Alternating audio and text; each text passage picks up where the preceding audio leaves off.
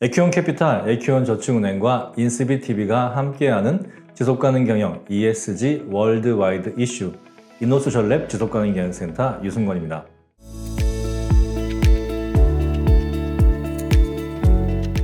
이번 시간에는 지속가능 경영 ESG 월드와이드 이슈 네 번째 시간으로 ESG 정보 공개 의무화, 글로벌 현황과 우리의 대응을 살펴보도록 하겠습니다. 아마 기업의 지속가능 경영 실무자분들은 ESG 정보 공개 의무화에 대해서 가장 신경을 많이 쓰고 계실 텐데요. 한번 지금 현재 현황을 살펴보도록 하겠습니다. 우선 ESG 정보 공개 의무화가 무엇인가요? 라고 궁금해 하시는 분들이 있을 텐데요. 사회가치연구원 CSES가 발간하고 우리 인노소셜랩이 연구 저술한 ESG 정보 공개 핸드북이 있습니다. 우리 검색해 보시면 인터넷에서 무료로 다운로드 받으실 수 있는데요. 이 내용이 잘 나와 있습니다. ESG 정보 공개 법적 의무화란 기업의 환경사회 거버넌스 관련 정보를 법적 규제에 따라 이해관계자에게 의무적으로 공개하는 것을 의미하고요.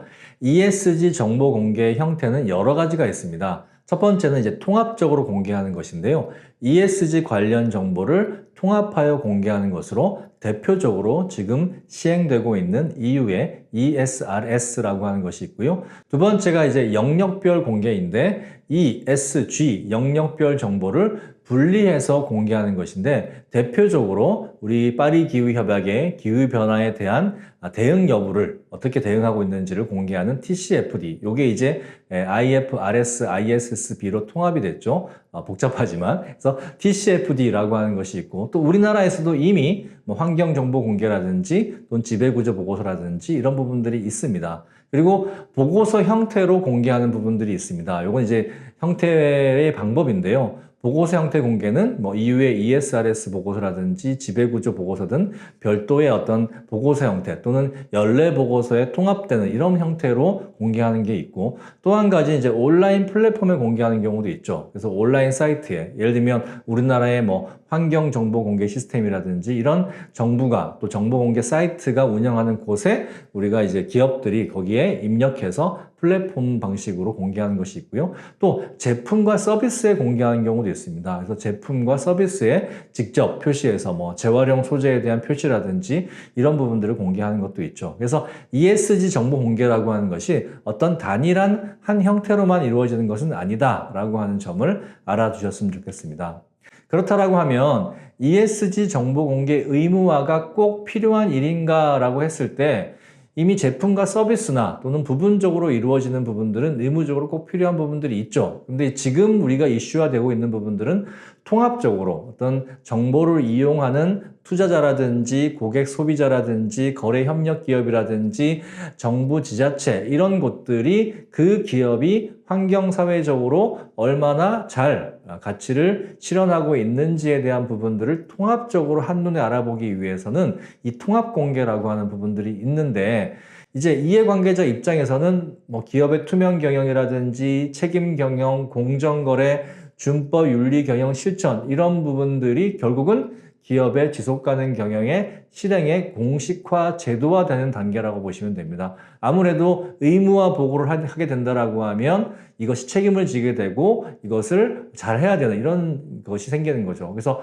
투자자 입장에서는 의무화가 된다라고 하면 ESG 투자가 확대되고 또 투자 기업의 리스크를 관리할 수 있는 그런 이점이 있고요. 또 고객 소비자 입장에서는 우리가 지속가능 경영 ESG 정보가 공개된다라고 하면 그 회사의 제품을 살 것인가 말 것인가를 결정할 수 있는 가치 소비를 할 수 있는 판단 기준이 생기고 또 시민사회에서 기업을 모니터링할 수 있는 수단으로서 잘 사용될 수 있습니다. 또 거래 협력 기업 입장에서는 가치사슬의 ESG 정보를 확보할 수가 있고요. 또 가치사슬이 얼마나 리스크, 환경적으로 사회적으로 리스크가 있는지 없는지에 대한 안정성을 확인할 수 있는 중요한 자료가 됩니다. 정부 지자체 입장에서는 정부 정책의 준수 여부를 확인할 수 있습니다. 지난 시간에 우리가 이재명 정부의 국정과제와 ESG의 관계를 살펴봤는데요. 국정과제에도 ESG가 연결된 부분이 많았습니다. 특히 또 EU 같은 경우는 EU 그린딜과 또 EU의 지속가능 보고 원칙 ESRS가 딱 연결되어 있죠. 그래서 EU 그린딜을 얼마나 기업들이 잘 실천하는가 이런 부분을 살펴보기 위해서라도 정책을 잘 수행하고 있는지, 또 정부 지자체 입장에서도 투자하고 거래를 하고 있죠, 기업들이랑. 그래서 투자 거래의 ESG 리스크를 확인하는 그런 수단으로 살펴볼 수 있습니다. 그래서 ESG 정보 공개 의무화가 기업들에게는 부담이 될지 모르겠지만 기업을 둘러싼 투자자, 고객, 소비자, 그리고 거래 협력 기업, 정부 지자체에게는 매우 기업의 내용을 알 수 있는 유용한 정보가 된다. 그래서 의무화가 꼭 필요하다라고 말씀을 드릴 수 있습니다. 다음으로 우리나라 현황을 좀 살펴보도록 하겠습니다. 우리나라 현황은 지금 지난 국정과제에도 말씀을 드렸지만 ESG에 대한 통합정보 공개 의무화의 로드맵을 마련하고 있습니다. 현재 우리가 ESG 정보 공개가 그러면 안 이루어지고 있느냐? 그렇지는 않습니다. 이미 스텝 1단계 영역별, 제품별 정보 공개 의무화가 진행되고 있습니다. 그래서 우리 KEITI 환경정보 공개 시스템에 들어가면 어지간한 기업들의 환경정보, 폐기물 정보라든지 온실가스 배출 정보라든지 이런 것들이 올라와 있습니다. 이미 공개하고 있고요. 그 다음에 KRX에 들어가서 기업 지배구조 보고서를 보면 기업의 거버넌스나 소유 지배구조, 또 이사회 운영을 어떻게 하고 있는지 이미 공개가 되어 있습니다. 그리고 제품이나 서비스를 본다라고 하면 재활용 가능 여부 표시들이 저렇게 잘 나와 있고요. 또 여러분 길에 지나가다 보면 큰 공사장에 이렇게 현재 소음이라든지 진동이라든지 미세먼지라든지 이런 정보들이 공개되어 있는 것들을 알 수 있습니다. 그리고 이번 정부 국민주권 정부에서는 특히 기업의 안전사고에 대해서 외부에 공개하는 부분들이 제도화되면서 부분적으로 기업의 ESG 정보가 공개되는 것이 의무화되고 있는 상황입니다. 그러니까 ESG 정보 공개 의무화가 우리나라는 이미 진행되고 있다라고 보시면 되고요. 이것이 이제 전반적으로 통합돼서 보고되느냐 안 되느냐의 문제인데 스텝 2단계에 있어서 ESG 투자 활성화 차원에서 통합 정보에 대한 공개를 의무화하겠다라고 하는 부분들이 바로 기업 공시제도 종합 개선 방향이라고 해서 2021년 1월 14일 날 발표를 했습니다. 그래서 투자자에게 ESG 정보 제공을 목적으로 하고 2025년부터 자산 2조 원 이상의 상장 기업의 지속 가능성 보고서 발간 의무화를 예고했었는데 이제 이게 발표되면서 우리나라 기업들의 ESG에 대한 어떤 관심과 붐이 확 일어났던 거죠. 그런데 이제 지난 정부에서 논의가 지지부진해졌습니다. 그래서 기업의 어떤 과도한 부담을 주장하게 됐고 또 미국에서 트럼프 정부가 ESG에 대해서 반 ESG 정책을 펼치면서 우리도 이제 미국의 눈치를 보면서 유럽은 열심히 하고 있지만 우리는 항상 좀 미국도 바라기 이런 정부였으니까 그래서 미국이 안 하는 바람에 우리나라도 그러면 굳이 할 필요가 있냐라고 해가지고 하든지 말든지 이런 태도를 취했었는데 이번 정부에 이제 들어오면서 다시 이제 이게 살아나기 시작했습니다. 그래서 이재명 정부의 국정운영 5개년 계획을 보면 상장사의 ESG 공시기준 로드맵을 지금 마련하고 있다라고 지금 얘기하고 있고 또 ESG의 우수기업 정책금융 지원을 확대하겠다 이렇게 얘기하고 있습니다. 그래서 지금 전반적으로 본다라고 하면 2027년부터는 최소한 적용되지 않겠느냐. 그래서 물론 모든 상장사는 아닐 거고 상위에 있는 좀 큰 상장사들이 2027년 보고서를 가지고 보고 내용을 가지고 2028년에 별도의 보고서가 되든 아니면 연례 보고서에 통합이 되든 아니면 플랫폼에 온라인 플랫폼에 공개를 하든 이런 식으로 보고되지 않을 것이냐라고 하는 예상들을 하고 있습니다. 다음으로 글로벌 현황을 좀 살펴보도록 하겠습니다. 먼저 EU인데요. EU는 ESG 정보를 연례 보고서에 통합 보고하는 것을 2024년부터 시행하고 있습니다. 이것에 대한 준비는 2014년부터 이루어졌는데요. 2014년에 EU가 NFRD라고 해서 비재무정보 공개 의무화 지침이라고 하는 것을 마련했고요. 이걸로 인해서 쭉 거의 10년 기간 동안 준비를 해오다가 2022년에 EU CSRD, ESRS라고 해서 EU의 기업의 지속가능성 보고 지침에 따른 보고서 가이드라인을 발표하면서 이제 의무화되기 시작했습니다. 현재 임직원 1000명 이상 그리고 순매출 5천만 유로 뭐 이런 조건들을 만족하는 기업들이 2024년 회계연도의 내용을 가지고 2025년부터 연례 보고서에 공개하기 시작했는데요. 지금 EU가 어떻게 이제 이것을 확대해 나가고 또 특히나 중견 중소기업들 또는 비상장 기업들한테 어떤 식으로 확대해 나갈지를 전 세계에서 좀 살펴보고 있는 중입니다. 그래서 EU가 성공적으로 이 제도를 정착시킨다라고 하면 또 다른 나라에 확산되지 않을까라고 하는 그런 어떤 예상을 할 수 있습니다. EU의 내용을 조금 더 살펴보면요. EU는 매년 발간하는 연례 사업 보고서의 일부로 통합해서 발간하고 있는데 보시면 ESRS1이 일반 요구 사항이고 ESRS2가 일반 공개 사항이고 또 주제별로 ESRS E1에서 5 또 사회에서 ESRS S1에서 4 그리고 ESRS G1 이렇게 나와 있습니다. 그래서 뭐 기후변화라든지 오염이라든지 자체 인력이라든지 가치사슬례 노동자라든지 이런 내용들을 전반적으로 이제 기업의 연례 보고서에 공개하고 있는 내용들을 알 수 있는데요. 유럽에 있는 대표적인 대기업들의 홈페이지에 들어가시면 2024년 연례 보고서에 이런 ESRS 내용들이 통합되어 있는 것들을 여러분이 쉽게 찾아볼 수 있습니다. 다음은 미국입니다. 미국은 기후공시 의무화 규정 발표를 한 다음에 집행을 중단하는 상태에 있습니다. 민주당 정권이었던 2022년에 미국의 SEC 증권거래위원회는 기후공시 의무화 규정을 발표했는데요.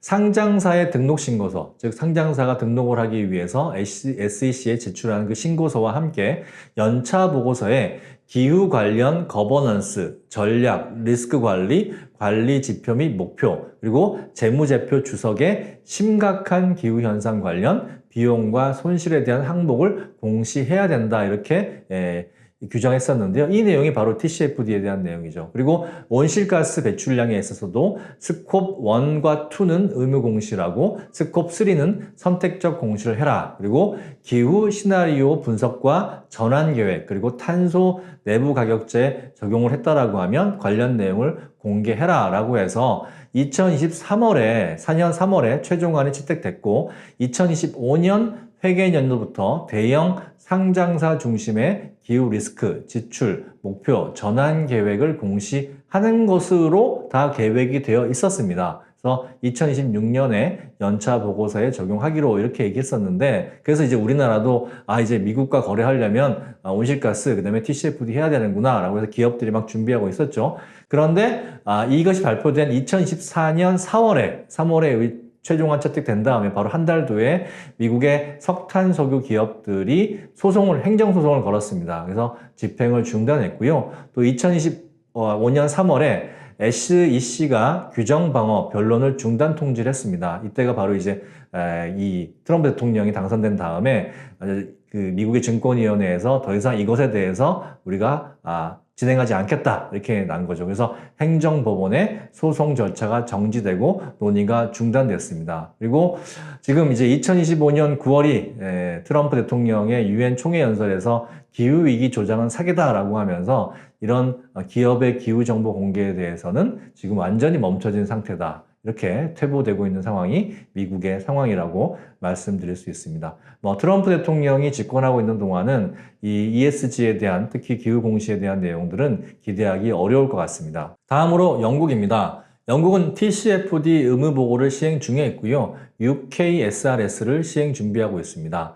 2022년부터 기후 관련 재무정보 공개를 의무화를 하고 있는데요. 이 대형 상장사 500명을 초과하거나 또는 비상장 기업들 중에 500명을 초과하거나 매출 5억 파운드를 초과하는 회사 그리고 은행 보험사들은 기후위기에 대한 대응 방안을 보고해야 되는 상황이고요.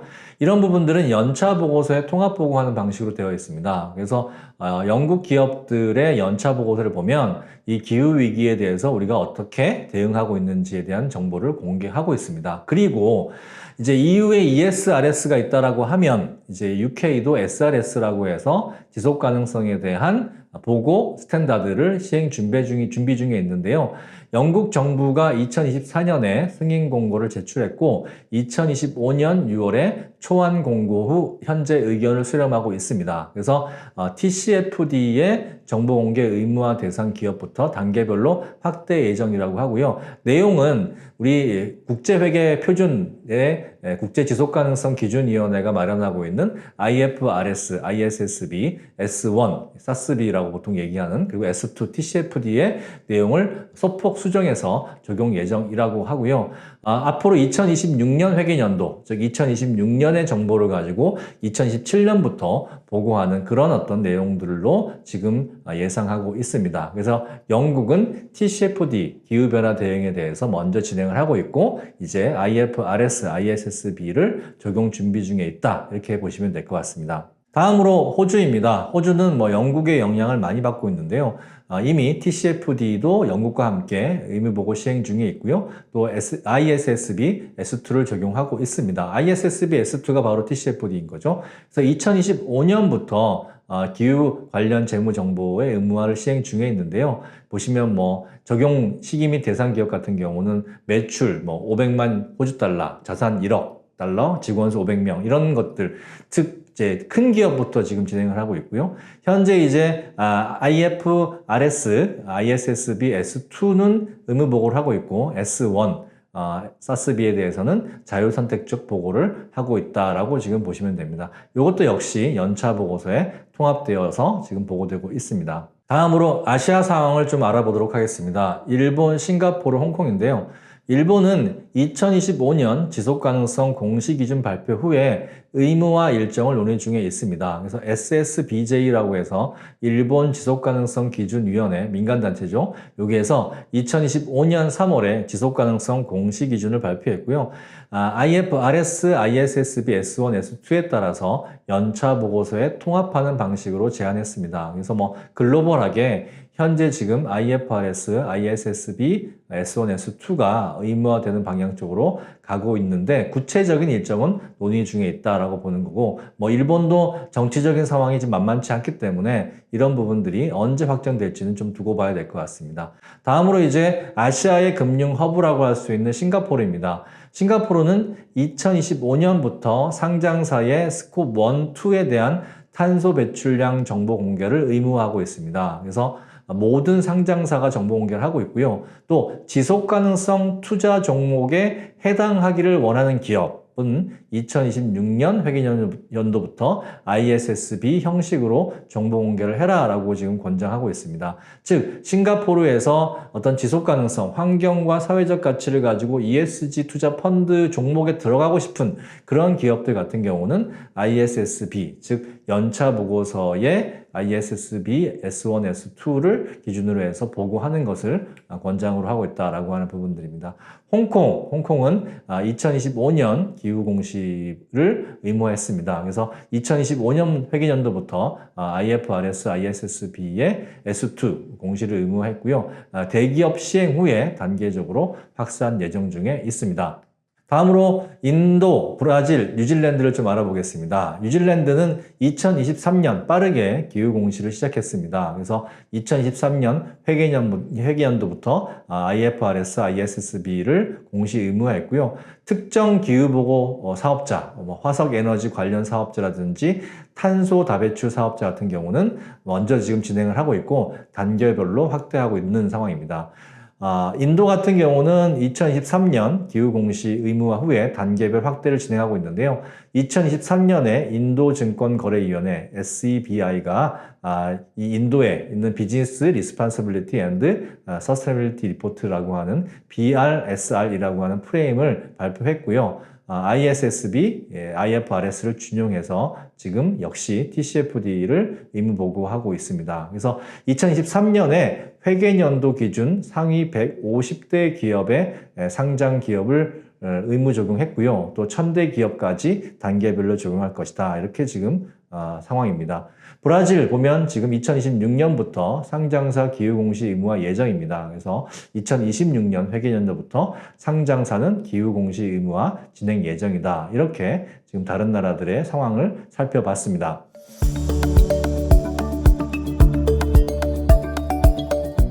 에큐온캐피탈, 에큐온저축은행과 인스비TV가 함께하는 지속가능경영 ESG 월드와이드 이슈, ESG 의무 공시에 대한 부분들을 살펴봤습니다. 그러면 우리 기업은 ESG 공시 의무화를 어떻게 준비해야 하나요? 라고 물으신다라고 하면 앞에서 보셨겠지만 지금 글로벌하게 미국을 제외하고 온다라고 하면 EU와 영국과 호주와 뉴질랜드와 인도와 일본 모두가 이 기후 변화에 대해서는 의무 공시를 진행하고 있다. 어떻게? 큰 상장 기업부터. 그래서 결론을 말씀드리자라고 하면 IFRS, ISSB, S2, 즉 TCFD에 대한 대응 준비는 하셔야 될 것 같다라고 말씀드릴 수 있습니다. 그래서 현재의 글로벌 ESG 의무 공시의 기본 요건으로 확산 중에 있고요. 그래서 기후 변화와 관련된 대응 상황에 대해서 준비하고 공개하고 우리 기후변화에 대해서 거버넌스 체계가 어떻게 되어 있는지 전략과 리스크 관리와 지표 및 목표가 어떻게 되어 있는지 이런 게 살펴볼 필요가 있습니다. 그러면 우리가 당장 지금 연차보고서, 연례보고서에 IFRS, ISSB를 적용할 수 있냐라고 하면 그렇지는 않습니다. 우리나라 지금 연차보고서 같은 경우는 이게 통합보고가 안 되어 있기 때문에 이걸 이제 로드맵을 지금 마련하겠다라고 하는 게 정부의 방침이라고 하면 당장은 어떻게 되느냐. 현재 이제 연차보고서에 통합하는 방식이 아니라 독립된 보고서로, 즉 연차보고서와 지속가능보고서를 독립된 보고서를 하는 방식이 바로 이제 GRI라고 하는 보고서가 있고 현재 우리나라의 기업들이 발간하고 있는 보고서의 대부분이 다 GRI를 따르고 있고 GRI 역시 그 안에 TCFD가 포함되어 있습니다. 그래서 현재 지속가능 보고서를 내신다라고 하면 선택 1은 GRI 활용 지속가능성 보고서를 발간할 수 있습니다. 그래서 GRI 보고서를 발간하되 장점이 뭐냐면 TCFD를 포함한 지속가능 경영의 통합적인 정보를 공개할 수 있고 또 기업의 지속가능 경영에 대한 부분들을 전반적으로 확인할 수 있습니다. 우리 TCFD는 기후변화에 대한 부분들이지만 GRI는 환경 영역의 거의 모든 부분, 사회 영역의 거의 모든 부분, 거버넌스 영역의 거의 모든 부분을 포함하기 때문에 전반적으로 우리 회사가 지속가능 경영을 균형 있게 가져간다라고 하면 책임 경영 차원, 투명 경영 차원에서 GRI를 이용하셔가지고 지속가능 보고서를 내는 것이 현재 상황에서는 권장할 만한 수준이고요. 우리는 그렇게까지 적극적으로 지속가능 경영을 할 생각이 없다라고 하시면 TCFD만 가지고 보고서를 내실 수도 있습니다. 글로벌 기업들 같은 경우에 TCFD 보고서만 별도로 내는 경우도 있습니다. 그래서 ISSB, IFRS, S2 TCFD에 따라서 기후변화 대응 공시만 실행할 수 있는 거죠. 이렇게 대한 장점은 ESG 의무 공시의 대응은 가능하지만 단점으로는 기후변화에 대한 대응만 하다 보니까 지속가능 경영의 통합 관리 및 정보 공개가 불가능하고 또 이해관계자들이 여러 가지 정보를 요구할 때 따로따로 대응해야 되는 이런 어떤 불충분한 부분들이 있습니다. 그래서 결론부터 말씀하자면 현재로서는 가장 좋은 방법은 GRI를 가지고 우리 지속가능 경영의 상황들을 보고하는 것이 제일 좋은 방법이다라고 말씀드릴 수 있고요. 향후에 이 TCFD에 대한 보고를 준비하시면 된다라고 말씀드릴 수 있습니다. 이번 시간에는 ESG 공시 의무화에 대해서 말씀드렸습니다. 글로벌한 트렌드는 기후변화에 대한 대응 공시, 즉 TCFD에 대한 의무 공시는 이제 피해갈 수 없는 사실이다라고 확인할 수 있었고요. 그럼에도 불구하고 우리 기업이 지속가능 경영 ESG라고 하는 것을 기업의 어떤 혁신적인 성장 동력으로 또는 정말 멀리 바라본다라고 하면 GRI와 같은 글로벌 가이드라인을 활용해서 자발적인 공시를 하는 것이 기업 발전을 위해서는 훨씬 낫겠다라고 하는 말씀을 드리겠습니다. 네, 강의 들어주셔서 감사합니다.